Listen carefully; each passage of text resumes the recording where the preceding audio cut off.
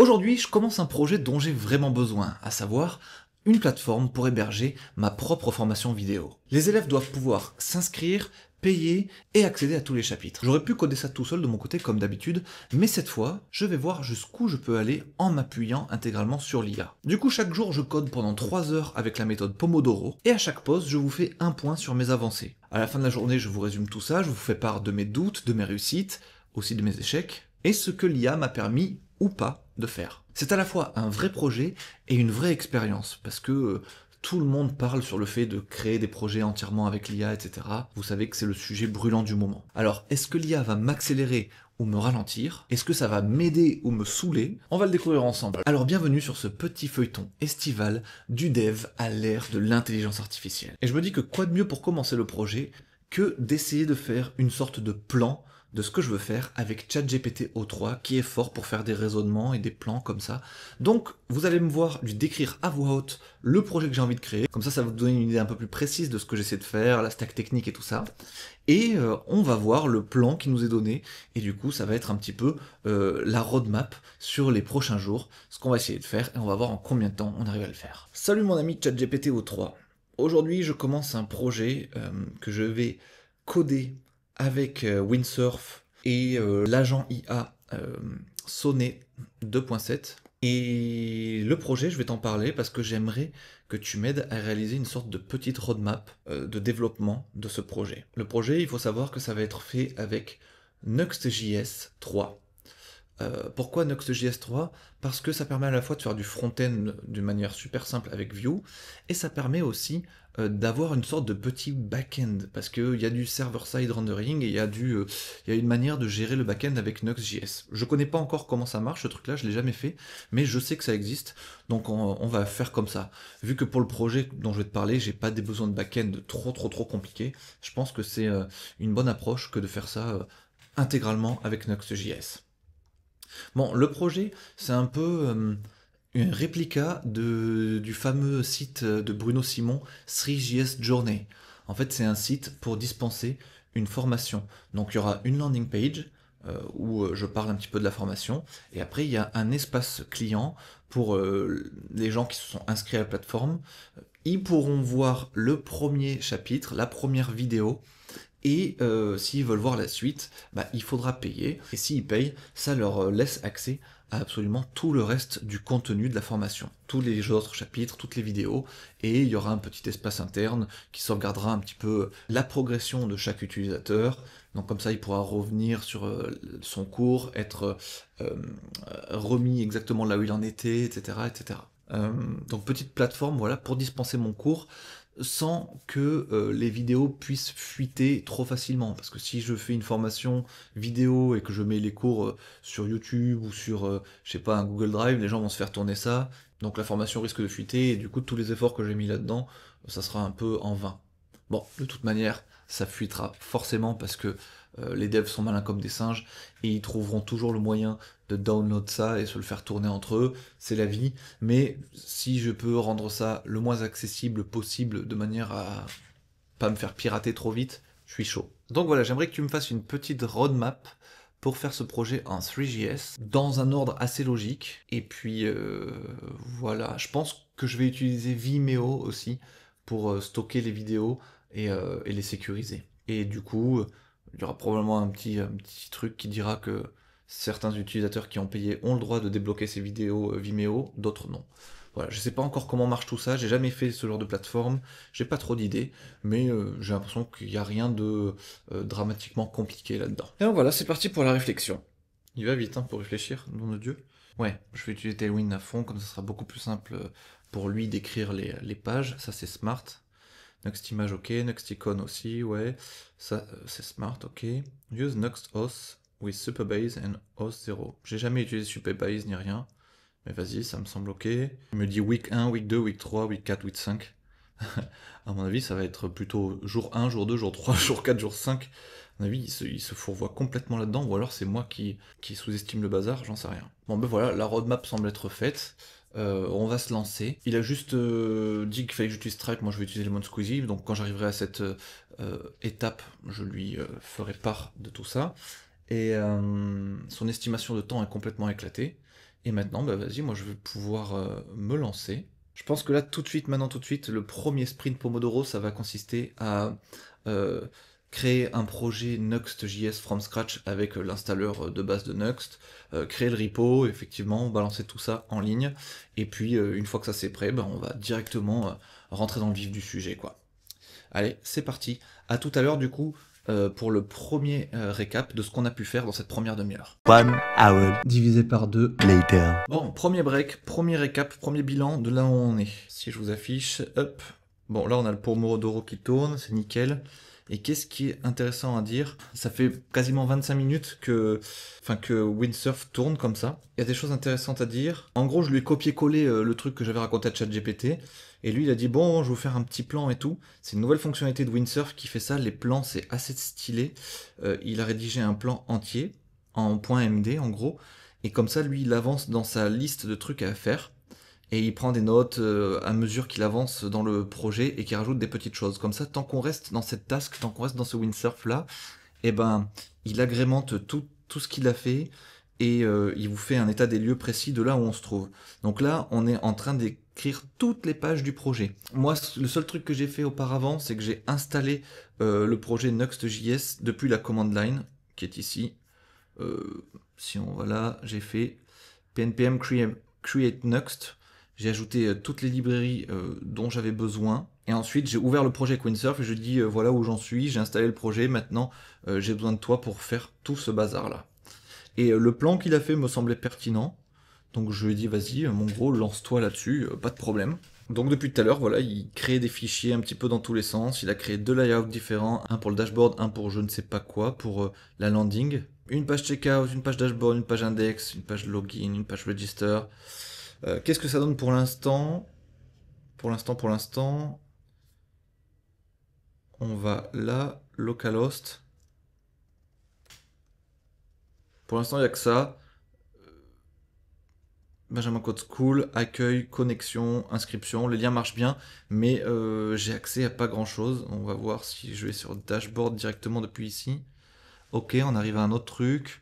Mon profil, se déconnecter, cours. Il n'a pas dû encore faire la page mon profil. Bon, il est en train de me créer toute la structure du projet. Et ça, l'air de rien, c'est assez cool. Ça me libère l'esprit. Et ça me permettra d'avoir une bonne vision d'ensemble du projet. Il a écrit tout ça en Tailwind. J'ai l'impression que moi, Tailwind, il n'est pas encore installé dans le projet. Donc il va falloir l'ajouter, il va falloir que je lui notifie. Moi, le seul truc en tant qu'humain que j'ai fait, c'est un moment, je l'ai arrêté quand il est arrivé sur la création des stores. Il m'a dit, bon, maintenant, je vais créer les stores. Je lui ai dit, ouf, attention, les stores, je lui ai pas encore précisé quelle était ma techno pour gérer les stores ou quoi que ce soit. Je sais qu'avec Nuxt.js, ce qui va très bien, c'est le store Pigna.js. Donc je lui ai dit, gros, voilà. Là, il allait créer les stores. Je l'ai arrêté en plein concours. Je lui ai dit, attends. Pour le store, tu vas utiliser quoi? Il me semble que pour Nuxt, le store a utilisé Store Pigna. Je lui ai linké la doc. Il a dit, ok. Il m'a aidé à installer Pigna. Il a installé dans le projet. Et là, il a créé mes stores. Dans mes stores, qu'est-ce qu'il y a? Ça m'a l'air bien. Je vais relancer le serveur parce que quand tu crées des stores et tout, c'est important de relancer.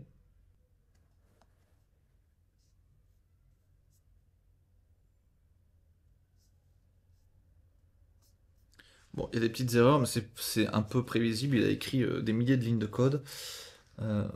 Voulez-vous que j'intègre maintenant ces stores dans vos composants existants ou préférez-vous passer à l'intégration de Vimeo pour l'affichage sécurisé des vidéos? Intègre ces stores dans les composants. Mais sache juste que le terminal me dit...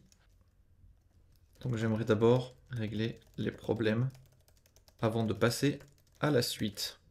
2 minutes encore. Je comprends, avant d'intégrer ces stores, réglons d'abord ces erreurs. Les problèmes principaux sont Nuxt Page et Nuxt Layout ne sont pas utilisés correctement dans l'application. Les composants UI ne sont pas résolus. Un composant anonyme sans template en fonction de rendu. Je vais retourner son bug, maintenant il va essayer de le fixer. Je lui dirai aussi sur le fait que les pages n'ont pas du tout de style pour l'instant, donc que Tailwind ne doit pas vraiment être installé ou pas reconnu ou que sais-je. Il ira checker tout ça. En tout cas, cette petite parenthèse vous permet de voir comment il réfléchit, comment il va régler les bugs s'il y arrive. En tout cas, mon point de vue, c'est que c'est très impressionnant déjà. Il a toute la vision claire. Moi, je trouve ça pertinent, ce qu'il a prévu de faire. Il y a probablement plein d'oublis. On va probablement passer 1 heure ou 2 pour faire marcher un petit peu tout ce qu'il a installé et écrit ce matin, mais ça fera déjà une gigabase du projet dans son intégralité, avec toutes les pages, toute la structure et tout qui fonctionne bien. C'est déjà cool, je trouve, pour le cerveau, pour y voir plus clair. Voilà, ça définit bien le scope. Il voit clairement le problème. Les layouts ne contiennent pas de Nuxpage qui est nécessaire pour le rendu des pages. Problème d'import. Les composants UI comme drop-down. Ok. Là, il a corrigé les trucs. Ah oui, là on a beaucoup plus de trucs. Ok.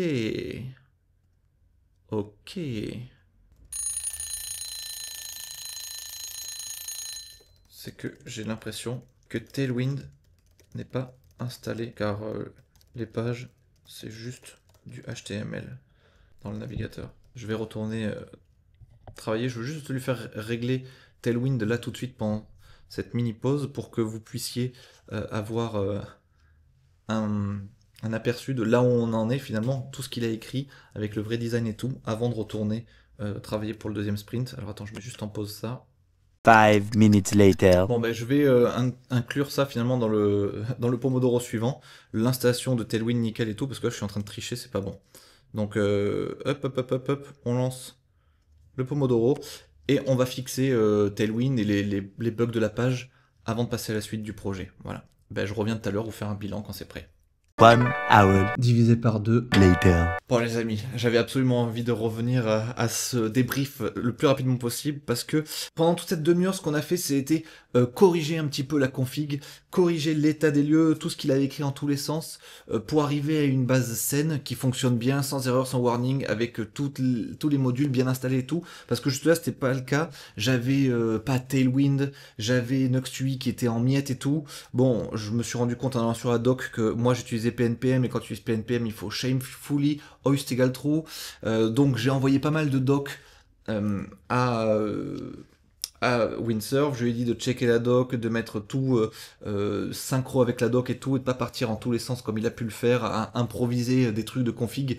Ça voilà, c'est là où typiquement le regard d'un développeur et être derrière pendant toutes ces étapes de développement, c'est important parce que tu vois qu'il peut très vite partir en couille, très vite partir dans des trucs de config qui veulent rien dire ou quoi que ce soit. Donc toi t'es là, tu checks ça en vol, tu dis non mon pote, fais les choses bien, comme il faut, voici la doc, et voilà, je pense qu'il est bon d'avoir un œil aguerri à ce moment-là, sinon il fait vraiment de la merde. Mais on est enfin arrivé à une config clean avec tous les éléments qui fonctionnent, et j'ai été choc bar assez vite, parce que mon projet il est là, localhost 3000, voilà ce qu'on a quand tout fonctionne, une landing page avec toutes les sections qui sont là au bon endroit, au bon moment, ce qu'on pourra avoir en fait au final. Je me permets cette micro-parenthèse pour dire que la formation que je vais faire n'a strictement rien à voir avec une formation de web. Là, le titre qui a été donné à la page, c'est un titre inventé par Windsurf. Ma formation n'a rien à voir avec le code. Voilà. Je vous dis pas ce que c'est tout de suite, mais au moins que vous partiez pas dans la mauvaise direction dans ce que vous pouvez imaginer, quoi. Ça sera autre chose, et ça sera un truc sur lequel je suis plutôt pertinent, et pour lequel il n'existe pas déjà plein de ressources sur le net. Donc je pense qu'en soi, ça représente un vrai intérêt pour vous. Mais on verra plus tard ce que c'est. C'est dégueulasse niveau graphique, mais c'est pas du tout grave. Ça permet déjà d'avoir une bonne idée de comment se présenteront les pages et du travail qu'il y a à réaliser. Donc une petite page de connexion, on pourra se connecter avec GitHub, Google, ok, smart, bonne idée. Pareil, page d'inscription, ok, nickel. Quand on va côté dashboard, qu'est-ce qu'on a? On a le premier cours, comme je lui avais dit, gratuit. Les autres cours qui sont, les autres chapitres qui sont payants. Bon, la progress bar, elle est buggée pour l'instant parce qu'on n'a rien branché, rien interconnecté, donc il sait pas où est-ce qu'on en est, donc ça tourne dans le vent, d'accord. Mais admettons que je clique sur continuer, bon, il se passe rien, d'accord. Mais si je veux faire le premier cours, commencer, là, il manque la vidéo parce que c'est typiquement quand on aura branché Vimeo qu'on pourra avoir ce truc là en gros, mais sinon tout est là, tout fonctionne hyper bien. Je vois à quoi va ressembler la plateforme au final, en tout cas dans les grandes lignes, avec les grands blocs, les grandes sections et tout. Tout fonctionne plus ou moins bien, et ça fait super plaisir, quoi. Et tout à l'heure, on s'était arrêté au moment où lui, il avait fini d'installer les stores. Donc si je ne m'abuse, là quand je vais ici, dans Pigna, je devrais voir mes stores, mais il me dit que j'ai no data pour l'instant.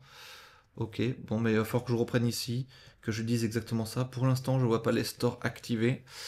Faut peut-être faire quelque chose pour ça. Alors non, ça c'était une misconception de ma part. En soi, les stores, tant que tu les as pas utilisés dans le projet, bah, ils apparaissent pas dans le debug. En gros, c'est dès lors que tu as fait une utilisation quelque part, peu importe où dans le projet, là ils apparaissent. Et comme je l'ai interrompu avant qu'ils l'utilisent, c'est normal.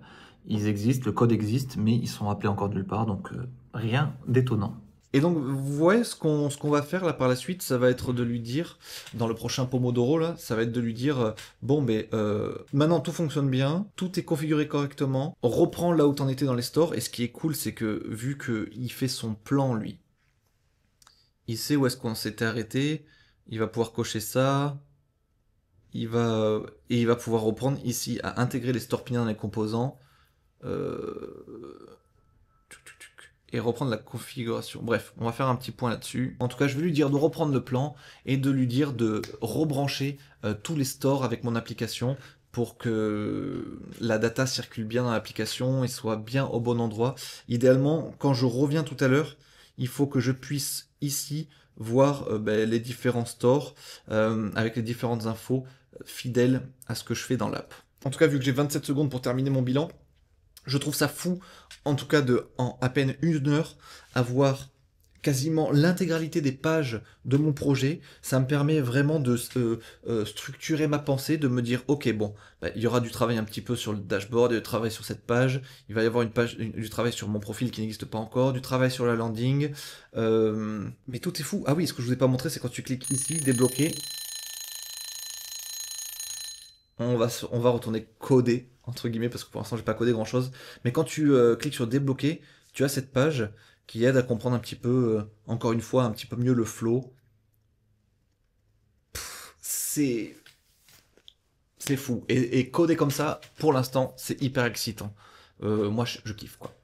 Allez, à tout à l'heure pour l'update. 1 hour Divisé par 2. later. Oui, vu que ça va être une série quotidienne, j'en profite pour passer un petit message pour les gens qui aimeraient m'envoyer un truc d'ici demain. Si vous en avez marre d'entendre ce générique bricolé de toutes pièces, le 1 hour divisé par 2 later, n'hésitez pas à m'envoyer une sorte de petit écran titre comme ça, avec un petit jingle qui dit 30 minutes plus tard, ou peu importe. Soyez créatifs.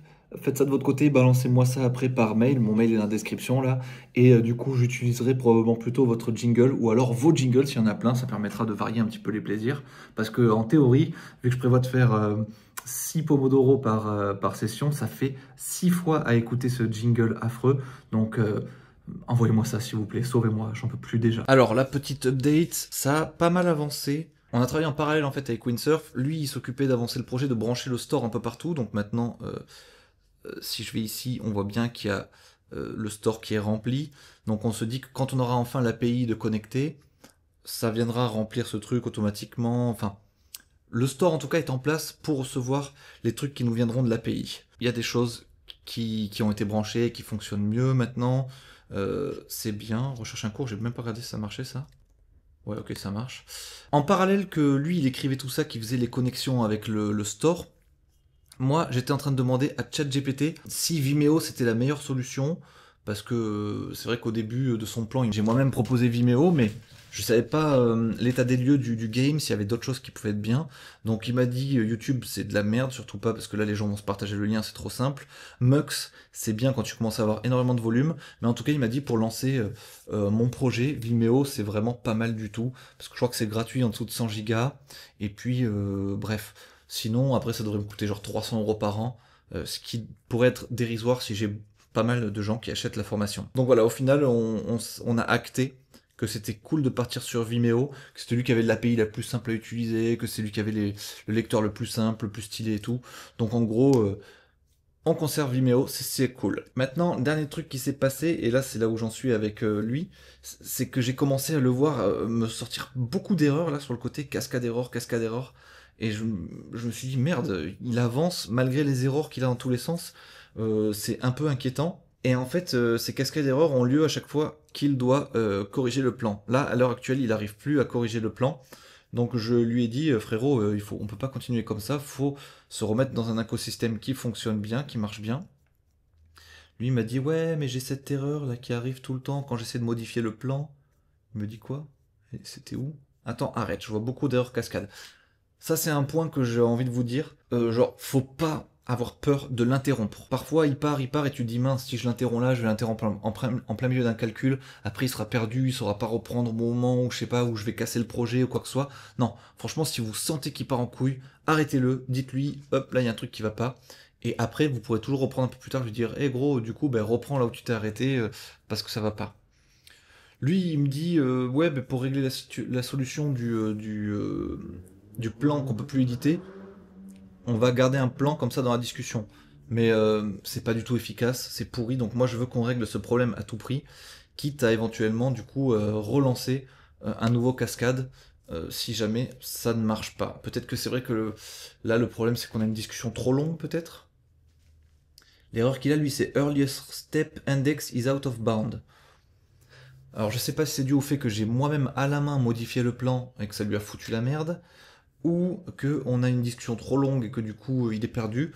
En tout cas, je vais essayer de résoudre ce problème à tout prix parce que là, avancer en l'état alors qu'il peut plus modifier le plan, alors que c'est une fonctionnalité vraiment super puissante, le plan, ça ne me plaît pas. Aussi, si jamais on arrive à régler le plan, je lui ferai reprendre non pas sur l'édition de Vimeo qu'il était en train de faire, là il était en train de créer le lecteur et tout, non, je vais le faire reprendre sur la création du système utilisateur, connexion d'une base de données, toutes ces choses-là. Je pense que là, on arrive à un stade où j'aimerais bien pouvoir me connecter, voir l'utilisateur que j'ai créé se mettre en base. J'aimerais créer la base aussi. Je pense qu'on va utiliser Supabase. J'ai jamais fait de ma vie ce genre de truc-là et tout. Donc je pense qu'on va partir dans cette direction plutôt que le truc Vimeo. Voilà, ça va nous faire aussi commencer à manipuler l'API de Nuxt.js que j'ai jamais trop utilisé. Ça va nous permettre de poser les bases de plein d'autres choses qui sont assez pertinentes en début de projet. Donc la prochaine fois qu'on se retrouve, en théorie, je suis censé avoir le plan qui remarche, ou alors trouver une solution alternative, quitte à relancer une discussion, et peut-être l'authentification qui marche. En 30 minutes, ça peut paraître court, mais visiblement, on va à chaque fois plus vite qu'on ne le pense, donc c'est peut-être possible. 1 hour Divisé par 2. later. Bon, j'ai assez rapidement fixé le problème de plan qui n'arrivait pas à être mis à jour. J'ai supprimé à la main tout le contenu du plan. Et là, je lui ai dit, vas-y, est-ce que tu as accès désormais au plan? Et là, il m'a dit, oui, j'y arrive de nouveau enfin. Donc, il a recopié-collé l'ancien plan dans le nouveau. Il a pu modifier son plan après dans les autres étapes qu'on a faites. Donc, ça, c'était réglé. Ensuite, je lui ai demandé, du coup, de commencer à m'installer de quoi gérer les utilisateurs, les sessions, etc. de manière intelligente. Donc pour ça, je sais que Nuxt a une très bonne library qui s'appelle Nuxt Auth Utils. Mais ça implique qu'il faut aussi une database. Donc du coup, j'ai utilisé Supabase, mais comme j'y connaissais rien à Supabase, j'ai fait quelques recherches sur la différence entre Supabase versus Firebase. Très intéressant par ailleurs. Donc voilà, on a choisi Supabase. Ensuite, lui, il m'a chié plein de trucs, plein de codes d'API pour gérer les utilisateurs et tout, mais il y a des erreurs partout. Il y a ça là qu'il n'arrive pas à trouver. Puis les choses qu'il écrivait, je trouvais ça un peu suspicieux. Donc j'ai demandé à ChatGPT O3 si mon modèle dans Windsurf avait bien compris la synergie qu'il y avait entre Supabase et Auth de Nuxt. Et GPT-3 a dit non, c'est pas ouf et tout, il faut mieux faire ci comme ça comme ça. Et puis avant de mettre en prod, il faudra que tu vérifies telle et telle chose. Bon. Ça c'est des parties où je suis pas très fort, donc moi c'est cool, pendant que lui il code, je peux me documenter avec le modèle O3 pour voir les best practices, pour voir les choses sur lesquelles il faut faire attention et tout. Voilà. Écoutez, pas grand chose à dire de plus dans ce récap à part que je suis en train d'amagasiner beaucoup d'informations. Lui est en train de pas marcher. En fait là il n'arrive pas depuis tout à l'heure à modifier register post, il tourne en boucle, il arrête pas de me dire oh j'arrive pas à le modifier comme ça, oh j'arrive pas à le modifier comme ça. Et on a de nouveau des erreurs sur le plan. Donc là, on dirait que l'IA fatigue un petit peu, comme si ma discussion commençait à être trop longue avec elle, ou alors que je ne sais pas. Je sais pas trop ce qui se passe. Je sais pas pourquoi, du jour au lendemain, comme ça commence à péter un câble. C'est pas une histoire de codebase trop grande. C'est peut-être que la discussion, elle, est trop grande. Je ne sais pas. Si ça continue, je vais fermer cette discussion, je vais en ouvrir une autre en lui faisant un point de là où on est à peu près et de comment il peut repartir. Ou alors, je vais dire dans cette description là, fais-moi une note pour me dire où est-ce qu'on en est, fais-moi une note que je pourrais transmettre à une nouvelle discussion pour repartir un peu à zéro, parce que là, toi, t'es un peu fatigué. Donc, une note que je peux transmettre. Peut-être que c'est une idée qui pourrait marcher, qui pourrait nous permettre d'avancer. Mais pour l'instant, c'est un peu catastrophique. Regardez, il est encore en train d'essayer de modifier le register post en boucle et en boucle et en boucle. J'ai pas lu là tout ce qu'il disait, mais j'ai l'impression que c'est de la merde. Voilà, pas grand chose de très intéressant à vous soumettre sur ce nouveau sprint. Donc j'y retourne. Et on en fera encore un dernier. Donc je vais revenir une dernière fois là pour venir vous voir. Idéalement, j'aimerais que l'authentification fonctionne. À savoir, on peut se créer un compte avec GitHub, avec Google, avec mot de passe password, et on peut après se loguer, se déloguer, et que tout ça fonctionne bien. Voilà, ça serait ouf. Mais là, vu à quel point il patauge dans le caca, je sais pas si ça va le faire. 1 hour Divisé par 2. later. 17h11, ça va être la fin de ma première journée de Pomodoro. Ça sera, je sais plus le combienième cycle, je pense que c'est le 5e, donc en fait on a fait 2h30 de dev avec l'IA aujourd'hui. Et la journée a été un petit peu coupée parce que je suis allé manger entre temps. Oui, désolé, ça m'arrive de manger. Parce que j'ai aussi tenté de monter ça à la pause pour voir un petit peu si la manière dont je filme et la manière dont je fais le récap c'est engageant, si c'est un peu pertinent. Donc voilà, je voulais en avoir le cœur net, donc j'ai monté ça en début d'après-midi. Après, j'avais les voisins là qui faisaient du marteau-piqueur, donc c'était compliqué. Mais là, les amis, au bout de 2h30, nous sommes ici, sur la page d'accueil du coup de soi-disant ma formation. Bon, ça sera pas une formation de code encore, hein, comme je vous l'ai dit. Si on clique sur connexion, si on fait créer un compte gratuitement, je vais ici, Benjamin Code bis, benjamincode@gmail.com, pipi, voilà, j'accepte, créer le compte.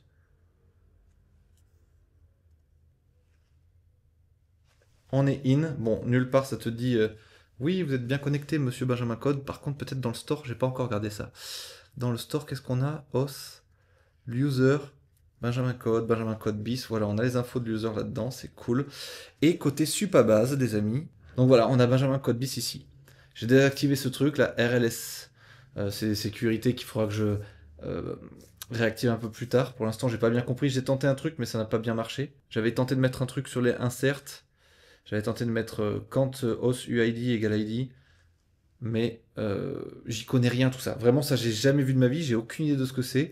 J'ai fait un petit peu bêtement ce que m'ont dit les IA.